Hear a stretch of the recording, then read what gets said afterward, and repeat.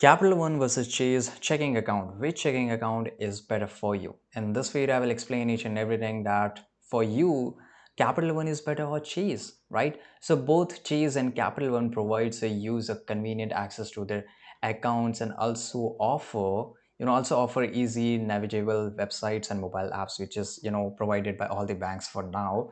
Capital One is a great choice for you if you value high interest rate and free bank accounts, but don't mind limited branch accessibility because Capital One is not available everywhere.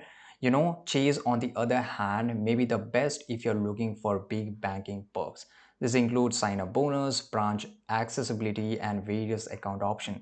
Chase account linking option can also be a good for you if you plan to keep your money solely with the bank, right? So these are the two very major concern and pros and cons about Capital One and Chase checking account. So depending upon your choices, you can choose any one of them. I hope you found this video really useful.